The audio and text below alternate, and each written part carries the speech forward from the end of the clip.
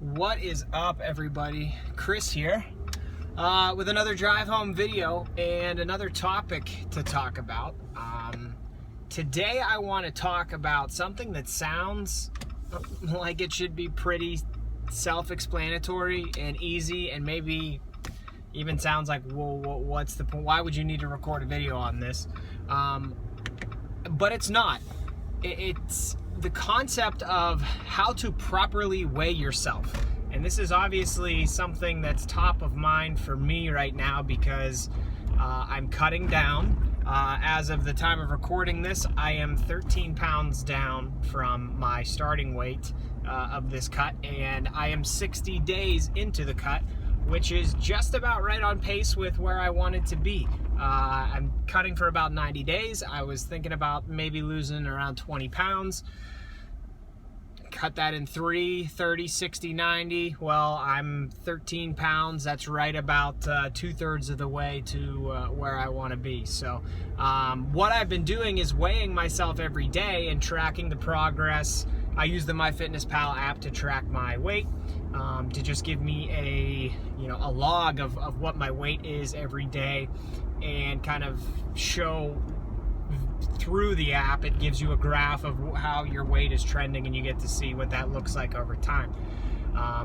And it sounds like something simple. Yeah, okay, you hop on the scale every day. But there's a lot that goes into it, and there's actually, some strategies that you should possibly employ when you are weighing yourself every day and getting a gauge on your progress. And I thought I'd talk about that. So just simply right off the top, when we're talking about how to properly weigh yourself, there's really one core concept that you should be trying to stick to, and that is weighing yourself in the morning. The reason that we do it this way is because that is going to give you the most accurate read on what your weight is that day, because after you wake up, you go about your day, your stress levels go up and down, you eat different foods, you get hydrated, you get dehydrated, your hormones go up and down, and all of these types of things affect your body weight. So the best thing that we can do when we're trying to hit a body weight goal or a body composition goal is to weigh ourselves every day, and do that by waking up, using the bathroom, and then right after that, stepping on the scale. It's as simple as that. That's how everybody should do it. And a lot of people get that wrong. When I see people, I see it all the time happen wrong, actually, because pretty much every gym has a scale somewhere in it. And I see people step on the scale with their shoes on. I see, just in general, people stepping on the scale around lunchtime and getting their weight. And I just think to myself, that person's not eating the same exact foods most likely every day, so that weight is going to be dependent upon how much food that person is holding in their body at that time. Like, it doesn't make any sense. So the best thing that you can do is, and you should also, I'll add, do this in your underwear. Wake up, use the bathroom, step on the scale, no clothes on. That is going to give you the best gauge on what your weight is on a day-to-day basis. And I know it can be tempting if you have a really good workout, or like say you do intermittent fasting and you haven't eaten in 20 hours. It's really tempting to step on the scale. Sure, go ahead, step on the scale, but don't make that your official weight for that day. Like I said, wake up, use the bathroom, step on the scale, and that is the best and most accurate way to track your weight on a day-to-day basis. Now, with that said, I know the scale can intimidate people, so sometimes it's hard to step on the scale every day. But if you don't do it and you're trying to do something like lose weight, it's going to be really hard for you to track your progress and get an understanding, a good understanding of, okay, what am I doing with my nutrition? What am I doing in the gym with my training? And how is that translating to my goal, to my body weight goal of losing weight? It's hard. It's really hard. It's damn near impossible to get a proper read on how your body is responding to the training and nutrition unless you weigh yourself, at least multiple times a week. We're talking most days of the week, so 4 days or more every week. And I again, like I said, I know that the scale is tough for some people, but once you get into a rhythm of doing that, it's just going to become second nature. It's just something you do every day, and it's actually something that holds you accountable. Because if you're falling off the diet plan, or if you're not training consistently, or if you're just going into the gym and going through the motions and not training as hard as you can, or doing things properly, the scale is going to show you that over time.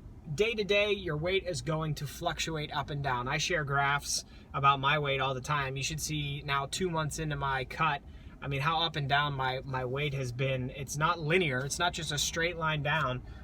There's peaks and valleys throughout the whole process. So you can't really worry too much about the day to day, but the week to week, the month to month, those long-term trends are really where you see whether or not your plan and your program are doing what they're supposed to be doing, and that helps you make adjustments if you need to. Now, sometimes there are situations where I'll actually tell my clients, don't step on the scale for 2 or 3 days. Even the most structured people will still have weekends where maybe somebody gets married, or it's somebody's birthday, or maybe it's your birthday, or there's a family party, something like that, where you're in a diet, you've been really consistent, but you want to enjoy yourself there. You're not gonna gain pounds of weight in one day by indulging in a meal. But what I tell my clients in those situations, and what I do for myself actually right now, last night I went to a Penguins hockey game. I had a beer, I had a hot dog. Those are not part of my nutrition plan right now, but I was there, I needed to eat something, and it's nice to have a beer and watch a hockey game. I knew that because I was having that night, I knew that I was probably gonna be a little bloated in the morning from eating that food. So I could have stepped on the scale this morning, but in my eyes, that's bad data. It's data that doesn't reflect the overall training and nutrition and cutting plan that I'm on. So I didn't step on the scale, and I'm gonna step on the scale tomorrow. Now, the danger with that is that doesn't mean you can just go off the rails and do whatever you want and say screw it to your nutrition plan for an entire weekend, every weekend, because you're not going to get anywhere. But it does give you the ability to enjoy yourself from time to time, stay in a cut, continue to try losing weight, and also not have your results get crazy skewed, because then if you have some type of weigh-in that's really off the charts, a couple pounds higher, you're most likely just retaining water.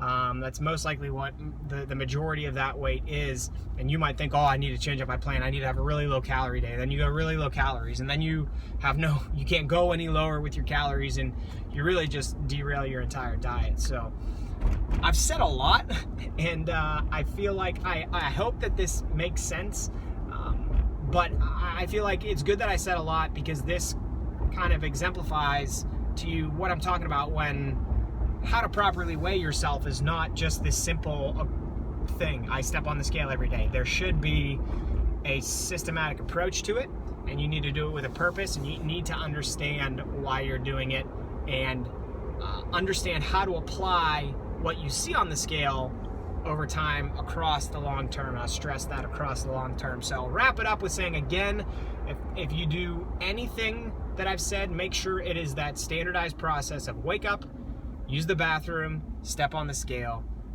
and that is going to get you, way ahead of where you probably are right now in terms of tracking your weight accurately. So I hope this was interesting. I hope maybe you learned something from it, found some value, or I introduced something new to you. I do really enjoy making these videos, so I at least had fun, and I will check in with you guys again soon with another video. So until then, I'll see ya.